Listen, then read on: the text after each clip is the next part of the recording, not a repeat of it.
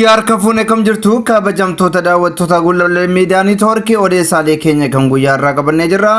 Qopheessee dhiyeessuun kan isin faana turu waan abbunnoo waa beekooti. Isin isaan gaxumura sagantaa kiyyaatti akkana faana turtan kabajaan isin affeera.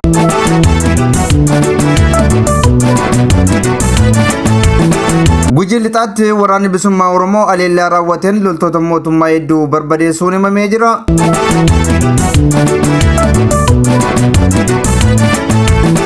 Bulchiinsa magaalaa Finfinnee kutaalee magaalichaa hundaa keessatti sakatta'insi jiraachuu fi namoonni nagaan hidhamaa jiraachuu odeeffannee jirra.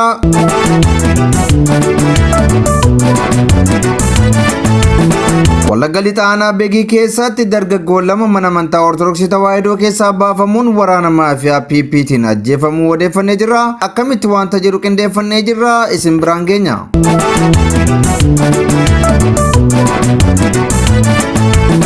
Godina Kibba Lixa Shaggar aanaa Tolee keessatti namni nagaan tokko ajjeefamuun manni isaas yoo gubatu namoota hedduu jalaas manneen jireenyaa gubachuun dhaga'amee jira. Isin biraan geenya. Har'a deebiin akkam jirtu kabajamtoota daawwattoota Gullallee Miidiyaa Neetwoorkii. Gujii lixaatti waraanni bilisummaa Oromoo haleellaa raawwateen loltoota mootummaa barbadeessuun himamee jira.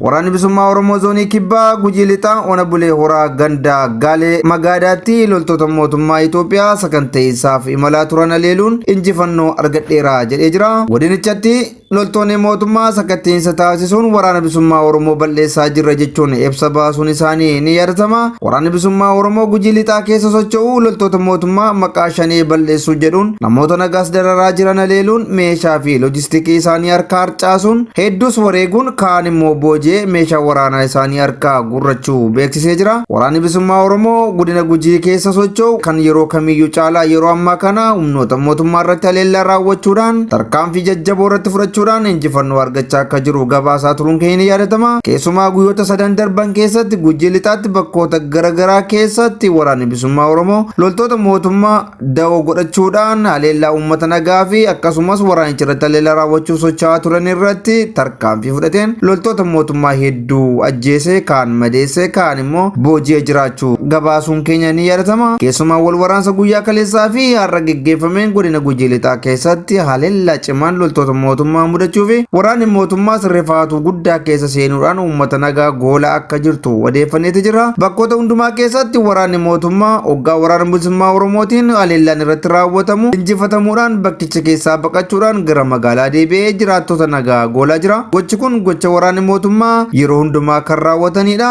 Waraana bilisummaa Oromootiin haleellaan hoggaa isaan irratti banamu uummata nagaa irratti haaloo bahuudhaan kan isaan uummata jeeqanu. Kanas ta'e kanas haleellaan loltoota mootummaa kanarratti fudhatame haleellaa fi tarkaanfii barsiisaa ta'uusaa waraanni bilisummaa Oromoo beeksiseetii jira.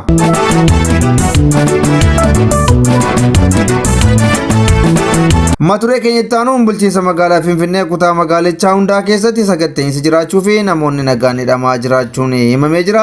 Magaalicha keessatti teessuma aangoof sodaa fi yaaddoo hamaa keessa kan seene murni bilxiginnaa akkuma Oromiyaa kutaalee hundaa keessatti maqaa hidhata waraana bilisummaa Oromoo waliin qabdu jedhuun namoota manneen hidhaatti guuraa jiras jedhamee jira. Mootummaan rifataan Itoophiyaa hunkuraa jiru kun namoota maqaa shanee jedhuun adamsanii hidhanii ajjeesuu gara handhuura Oromiyaa magaalaa Finfinneetti babal'isuun ilmaan Oromoo dararuus itti fufee jira jedhame. Akka kanaanis torban kana keessa gochi hamaan hawaasa nagaa irratti humnoota federaalaa fi poolisota idilee magaalaa Finfinneetiin raawwatamaa kan jiru yoo ta'u namoota daandii irratti argaman bilbiloota harkaa kaasanii sakatta'uun suuraa fi alaabaa waraana bilisummaa Oromoo akkasumas barreeffamoota keessatti argine jechuun qabanii hidhaatti guuraa jiraachuu jiraattonni himataa jiru. Dabalataanis miidiyaalee hawaasaa feesbuukii, tiiktookii, telegiraamii, iimoo fi kanneen biroo bananii ilaaluun sobaan yakkanii to'achaa jiraachuun kan himamu waggaa ta'u namoonni daandii gubbaa deemuun yaaddoo itti uumuun haala ulfaataa keessa jirra jechuun isaanii ni beekama. Bulchiinsi magaalaa Finfinnee keessumaa kutawwan gara magaalaa Boolee jiran kana bakka ilmaan Oromootti baay'atan kana keessatti dararaan kun yeroo yerootti kan geggeeffamaa jiru hoggaa ta'u uummata Oromoo dararaa akka jiran odeeffanneeti jirra. Hidhattoonni shanee magaalaa Finfinnee keessa seenaniiru loojistikii keessaa qabu namoota sakkeessaa qabu jechuudhaan abbuma argan daandiirraa qabanii Oromoo yoo ta'an gara maneedhaatti guuraa jiru. Kun immoo waraanni bilisummaa Oromoo magaalaa Finfinnee keessa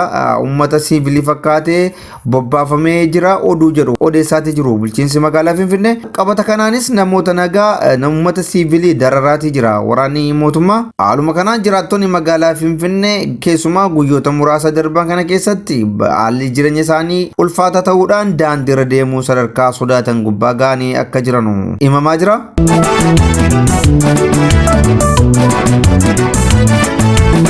Wallagga lixaa aanaa beegii keessatti dargaggoon lama mana amantaa Ortodoksii Tawaahidoo keessaa baafamuun waraana maafiyaa PP'n ajjeefamuu isaanii odeeffannee jirra. Amantaa fi siyaasni waliin dhiibu guutummaa biyyaa keessattis bilisummaan amantii jira jechuun hololaa kan oolu murni bilxiginna dambii seeraa cabsuun impaayera Itoophiyaa keessatti abbootiin amantaa fi miseensonni mana amantaa humnoota waraanaa impaayera Itoophiyaatiin yakka tokko malee ajjeefamuu itti fufanii jiru. Haaluma kanaanis godina lixa Wallaggaa aanaa beegii ganda sheeraa qaamaa jedhamu keessatti waraanni PP bulchiinsa magaalaa beegii irraa maqaa sakatta'iinsa waraana bilisummaa Oromoo jedhuun mana amantaa Ortodoksii Tawaahidoo Gidaamii Maaramii Sheennaa jedhamu keessa tajaajiltoota mana amantichaa kan ta'an dargaggoota lama Addunyaa Margaa fi Shumaa Mokonnon kanneen jedhaman qabuun guyyaa kaleessaa ajjeesuun beekamee jira. Yeroon ammaa kun amantoota Ortodoksii Tawaahidoo Itoophiyaatiif yeroo soomaa ta'uun isaanii beekama. Namoonni mana amantaa deemuuf rakkoo waraana bilxiginnaan irra gahaa jiruun abdii kutannaa keessa akka jiranii fi mirgi amantaa kabajamuu dhabuun qaama itti himatanis dhabanii akka rakkachaa jiran dubbataatii jiru. Impaayera seera dhabdummaan keessatti dagaagee Itoophiyaa keessatti hawaasni Oromoo hirmaannaa siyaasaa tokko malee jibbiinsa murnichi irraa qabuun rakkoo fi roorroo daangaa hin qabne saba Oromoo waan ta'e qofaaf keessummeessaa jiraachuu ni beekama. Erga waggoota 5 darbanii as waraanni bilxiginnaa manneen amantaa keessa seenuudhaan abbootii amantaa tajaajiltoota manneen amantaa gadi baasuudhaan ajjeesaa akka jiru ni beekama. Gochi kun irra caalaansaa godina Wallagga lixaa fi Qellem Wallaggaa keessatti irra deddeebiidhaan kan raawwatamaa ture hoggaa ta'u godina Arsii naannoowwan sirkaattis ajjechaan manneen amantaa fi abbootii amantaa irratti raawwatamu kun jabaatee itti fufee jira. Torbanuma kana godina Arsii keessattis tajaajiltoonni mana amantaa lama maatii isaaniitti wajjin bakka tokkotti qaamolee mootummaatiin ajjeefamanii jiru. Kanumaanis mootummaan Itoophiyaa seera biyyattii cabsuudhaan manneen amantaa keessa seenuudhaan abbootii amantaa miseensotaa fi tajaajiltoota amantaa kamiiniyyuu ajjeesaa jira. Gochi qaamolee nageenyaa mootummaa kun uummata Oromoo irratti dalagaa jiran kun gocha ija seeraa duraa dhokatu miti. Tarii yeroodhaaf ija dhaabbilee namoomaa addunyaarraa dhokachuu ni danda'a. Garuummoo gaaf tokko ija seeraa duraa dhokachuu hin danda'anii gocha amma raawwataa jiran kanaaf itti gaafatamummaa jalaa hin miliqanii jenna.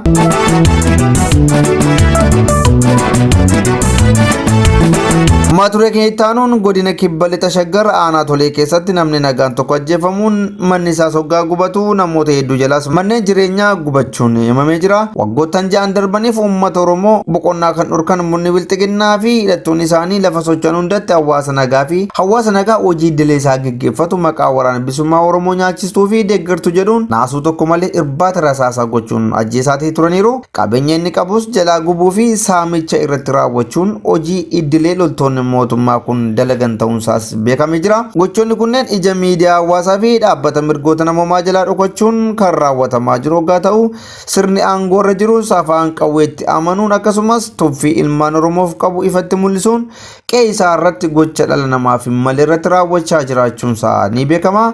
Haaluma kanaan godina kibba lixa Shaggar aanaa Tolee ganda Somboo fi Caancoo keessatti nama maqaan isaa Mul'ataa Dabal jedhamu rasaasatti roobsuu yoo ajjeesan mana isaas mi'a keessa jiru waliin gubuun barbadeessanii akka deeman maddeen keenya ifoomsaniiru. Kana malees Ashuu Dhugumaa nama jedhamu jalaas mana 4 yoo guban akkasumas nama Shaambuu Tittoo jedhamu jalaas mana 2 mi'a keessa jiru waliin gubanii barbadeessuu jiraattonni himaniiru. Kaayyoon hidhattoota murna bilxiginnaa inni ijoon dinagdee sabichaa fi namoota qaroo biyyaa ta'an irratti xiyyeeffachuun haamilee sabichaa cabsuu akka ta'e ni beekama. Mootummaan Itoophiyaa biyya bulchuu yaalaa jiru kun waraana bilisummaa Oromoo balleessuuf yaalus humna isaa ol waan ta'eef saba waraanichi keessaa bahu dararuu hojii isaa godhatee jira. Waggoota muraasa duras qurxummii balleessuuf galaana gogsuu kaayyoo jedhu baafachuun uummata Oromoo irratti yakka namummaa raawwataa jiraachuun isaanii ni beekama.